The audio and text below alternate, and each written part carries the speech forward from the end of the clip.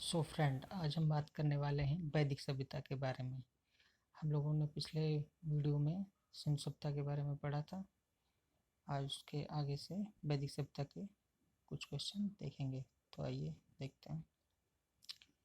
ऋग्वेद का वह कौन सा प्रतापी देवता है जिसका 250 सूक्तों में वर्णन मिलता है? ऐसा कौन सा देवता है जिसका लगभग 250 सूक्तों में केवल उसी पे लिखे गए हैं? तो वो देवता है अग्नि, इंद्र, वरुण, धौ। कौन सा है? तो धौ जो है, जब आर्य यहाँ आए थे उस टाइम के महत्वपूर्ण देवता थे, लेकिन जो है बाद में फिर इंद्र हो गए थे। और इंद्र को जो है वहाँ पुरंदर कहा गया है, यानी कि किलों को नष्ट करने वाला। चलिए अगला देखते हैं। ऋग्वेद में विनिमय के माध्यम के रूप में किसका प्रयोग किया जाता था? विनिमय के माध्यम के रूप में किसका प्रयोग किया जाता था? यानी कि वो लोग अपना सामान किस चीज़ से खरीदते थे? अनाज, मुद्रा, गाय या दास के द्वारा। तो उस टाइम जो विनिमय का माध्यम था, उस टाइम मुद्रा तो चलती नहीं थी, तो उस टाइम जो है गाय से ही काम चलाते थे। गाय को बदल के ही वो लोग अपना जो भी सामान को खरीदना होता था गाय से ही खरीद लेते थे। जैसे उस टाइम लिखा गया है कि इंद्र की एक जो प्रतिमा थी उसका मूल्य 10 गाय था, यानी कि इंद्र की प्रतिमा उस टाइम बहुत महंगी थी। चलिए अगला देखते हैं। ऋग्वैदिक युगीन नदी पुरसरणी का महत्व क्यों है? जो पुरसरणी नदी थी उसका महत्व क्या है ये बताना है। सर्वाधिक पवित्र नदी होने के कारण उसका महत्व है, या ऋग्वेद में सबसे अधिक बार उल्लेख होने के कारण उसका महत्व है, या दासराज युद्ध के कारण है, या सभी कारण हैं? तो ऋग्वेद में जो सबसे ज़्यादा बार लिखी गई है वो पुरसरणी नहीं है, वो सरस्वती नदी है। सबसे ज़्यादा पवित्र उस टाइम सरस्वती नदी ही थी। तो इसमें जो है ये तीसरा दासराग युद्ध के कारण फेमस है, जो इसी नदी के तट के किनारे हुआ था। चलिए अगला देखते हैं। ऋग्वेद में निम्न में से किसका उल्लेख नहीं मिलता है? ऋग्वेद में किसका उल्लेख नहीं मिलता है? कृषि का, यव का, व्रीहि का, कपास का। तो उस टाइम वो लोग खेती करने लगे थे और अनाज भी उगाने लगे थे उस टाइम, लेकिन जो है कपास नहीं होती थी, इसलिए इसका फोर्थ सही है, कपास। चलिए पांचवा देखते हैं। ऋग्वेद के 10वें मंडल में किसका उल्लेख पहली बार आया है? तो योद्धा का नहीं, पुरोहित का नहीं, शूद्र का, या चांडाल का। तो जो ऋग्वेद का 10वां मंडल है उसमें सबसे पहली बार शूद्र का उल्लेख आया है, और 10वां मंडल जो है सबसे बाद में जोड़ा गया था। तो चलिए अगला देखते हैं। छठा, ऋग्वेद में उल्लेखित कुल करीब 25 नदियों में सर्वाधिक महत्वपूर्ण नदी कौन थी? तो ऋग्वेद में सबसे महत्वपूर्ण, अभी हमने ऊपर बात की ही, सरस्वती नदी सबसे महत्वपूर्ण थी। उसका लगभग काफ़ी बार उसका नाम आया है, और गंगा का 3 बार आया है, सबसे ज़्यादा सरस्वती का नाम आया है। चलिए अगला देखते हैं। ऋग्वेद में जन और विष का उल्लेख क्रमशः कितनी बार हुआ है? ऋग्वेद में टोटल जो है जन और विष शब्द कितनी बार आए हैं ये बताना है। तो 250 काम है ये, या 175 बार विष का और 250 बार जन का, नहीं, 275 बार जन का और 175 बार विष का, नहीं, 275 बार जन का, 170 बार विष का। ये सही लग रहा है, तो इसका आंसर गा होगा। 275 बार जन का और 170 बार विष का यूज हुआ है। चलिए अगला देखते हैं। ऋग्वैदिक युग की सर्वाधिक प्राचीन संस्था कौन थी? तो ऋग्वेद की सबसे प्राचीन संस्था जो ऋग्वैदिक युग है उसकी संस्था सभा थी, समिति थी, विदत थी, या परिषद थी? तो उस टाइम जो है सबसे महत्वपूर्ण सभा और समिति तो थी, लेकिन उसके साथ में लेकिन सबसे प्राचीन जो सभ्यता है, सबसे प्राचीन सभ्यता जो है वो विदत को माना गया है। तो चलिए, तो इसका गा सही है। अगला देखते हैं। ऋग्वैदिक आर्यों की भाषा थी, उस टाइम आर्यों की भाषा क्या थी? ये तो बहुत ही सिंपल क्वेश्चन है, क्योंकि संस्कृत में जो है उनके वो लिखे गए हैं, इसलिए संस्कृत सही है। ऋग्वेद भी संस्कृत में ही लिखा गया है। अगला देखते हैं, निम्नलिखित को कालक्रम अनुसार सजाइए। वेद, आरण्यक, ब्राह्मण ग्रंथ, उपनिषद, वेदांग। तो बताना ये है कि जो है ये इनका किस हिसाब से लिखे गए हैं। सबसे पहले कौन लिखा गया, उसके बाद कौन लिखा गया, उसके बाद कौन लिखा गया। तो इसमें जो है सबसे पहले लिखा गया है वेद, सबसे पहले लिखे गए हैं क्योंकि ऋग्वेद पहले लिखा गया, उसके बाद में बाकी तीनों वेद। उसके बाद में ब्राह्मण ग्रंथ लिखे गए हैं क्योंकि वेदों के बाद में ब्राह्मण ग्रंथ का नंबर आता है। उसके बाद जो है फिर आरण्यक। आरण्यक वो होते हैं जो वन में पढ़े जाते हैं, ऐसा माना जाता था, वन में पढ़े जाते थे। उसके बाद आरण्यक का नंबर आता है और उसके बाद फिर उपनिषद पढ़े जाते हैं और उसके बाद फिर वेदों को समझने के लिए वेदांग की रचना हुई। चलिए अगला देखते हैं, ऋग्वैदिक काल में समाज का स्वरूप किस प्रकार था। तो हम लोगों को पता ही है कि ऋग्वैदिक काल में पितृसत्तात्मक था या मातृसत्तात्मक। तो मातृसत्तात्मक जो था वो सिंधु सभ्यता में था और पितृसत्तात्मक जो है ये वैदिक काल में था।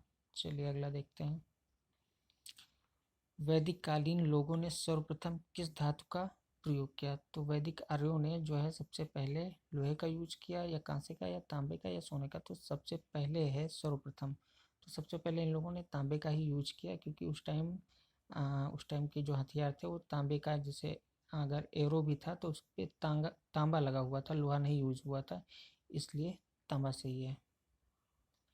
हल संबंधी अनुष्ठान का पहला व्याख्यात्मक वर्णन कहाँ से मिलता है। यानी कि हल जिससे खेत जोता जाता था बैलों के थ्रू, वो सबसे पहले उसका वर्णन किस में आया है। तो सबसे पहले उसका वर्णन किस ब्राह्मण ग्रंथ में आया है, ये पूछा है। गोपद ब्राह्मण में, शतपथ ब्राह्मण में, ऐतरेय ब्राह्मण में या पंचविश ब्राह्मण में।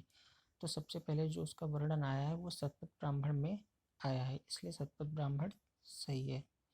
चलिए अगला देखते हैं, किस वेद की रचना गद्य और पद्य दोनों में की गई है। तो ये सब बहुत सरल है कि यजुर्वेद जो है गद्य और पद्य दोनों में लिखा गया है, इसलिए इसका सी सही है।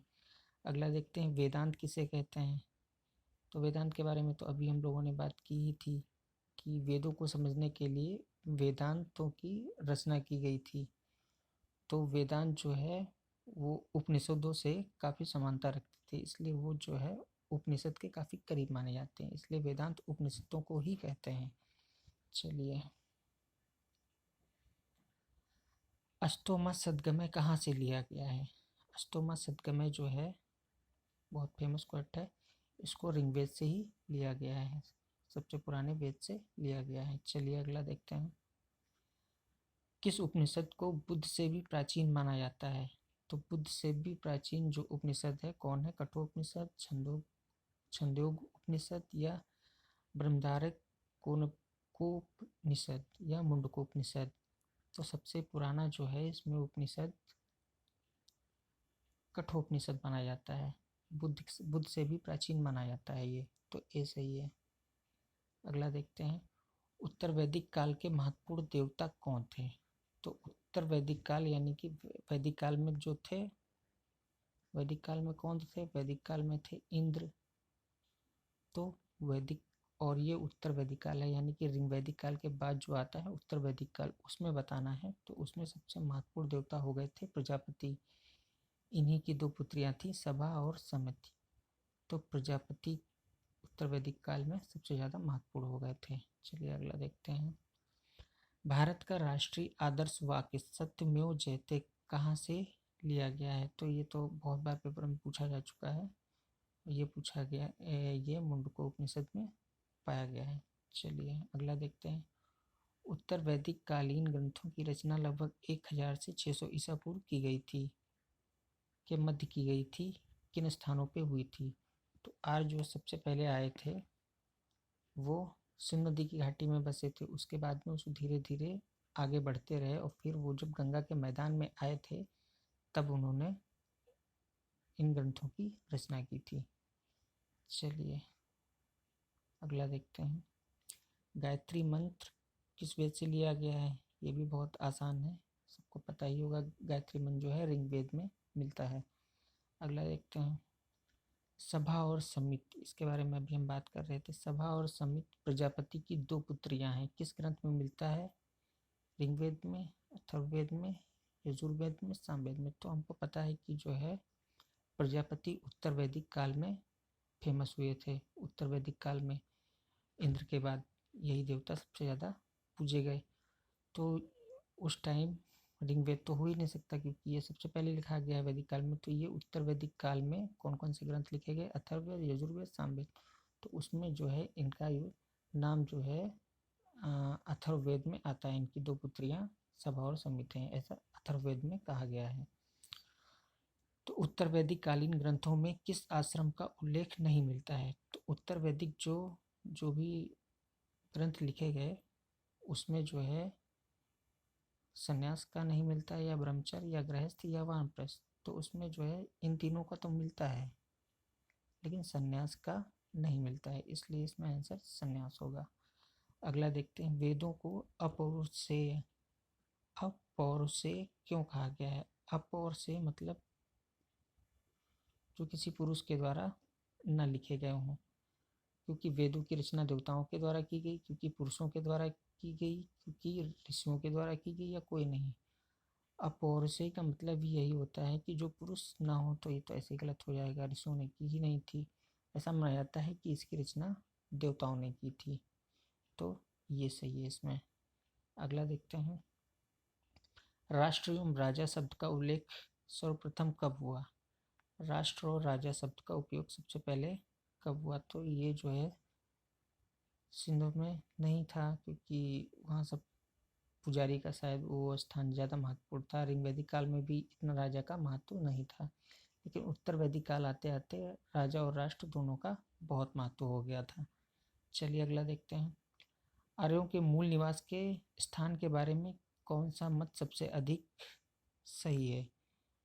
तो आर्यों के मूल निवास के बारे में सबसे ज़्यादा जो मत माना जाता है, बहुत लोगों ने अलग अलग मत दिए। किसी ने रूस बताया, किसी ने बैक्टीरिया, किसी ने सप्त सिंधु प्रदेश, किसी ने पामीर का पठार, किसी ने तो दक्षिणी ध्रुव भी बताया है। तो इनका स्थान माना जाता है मध्य एशिया में बैक्टीरिया के पास में। सबसे ज़्यादा प्रमाणित मत जो है वो यही है। चलिए अगला देखते हैं, सर्वप्रथम चारों आश्रमों में के विषय में जानकारी कहाँ से मिलती है? सबसे पहले जो चारों आश्रम हैं उनका उपयोग, मतलब उनके बारे में सबसे पहले चारों के बारे में किस ग्रंथ में लिखा गया? छंदोग्योपनिषद, मुंडकोपनिषद, कठोपनिषद, या जाबालोपनिषद। तो सबसे पहले जो चारों की जानकारी होती है वो जाबालो उपनिषद में होते हैं। चलिए अगला देखते हैं, गोत्र व्यवस्था प्रचलन में कब आई? गोत्र व्यवस्था ब्राह्मणों में ज़्यादा वो होती है, तो ऋग वैदिक काल में आई, उत्तर वैदिक काल में आई, या सैंधव काल में आई, या सूत्र काल में, सुप्त काल में आई? तो सबसे ज़्यादा जो गोत्र व्यवस्था प्रचलन में आई वो थी ऋग वैदिक काल में। तो ऐसा कुछ नहीं था, क्योंकि उस टाइम जो गोत्र था वो कर्म के हिसाब से निर्धारित होता था। उसके बाद फिर जो है उत्तर वैदिक काल आते आते ये जन्म से निर्धारित होने लगा। तो इसमें भी सही है। अगला देखते हैं, सूत्र काल में ब्राह्मण ग्रंथों में सर्वाधिक प्राचीन कौन है? तो अब हमें सूत्र काल में सबसे प्राचीन ग्रंथ बताना है कौन सा है। सूत्र काल में सबसे ऐत्रेय, शतपथ, पंचवीस, गोपद। तो सबसे प्राचीन जो है सूत्र काल में वो ब्राह्मण है। चलिए अगला देखते हैं, लास्ट क्वेश्चन है, षड दर्शन का बीजारोपण किस काल में हुआ? तो षड दर्शन का सबसे पहले ऋग वैदिक काल में नहीं है, उस काल में इसका बीजारोपण नहीं हुआ था। उत्तर वैदिक सैंधव का तो कोई मतलब ही नहीं, सूत्र काल में भी नहीं, उसका बीजारोपण जो हुआ था वो उत्तर वैदिक काल में हुआ था। चलिए, तो ये थे आज के वैदिक सभ्यता के क्वेश्चन।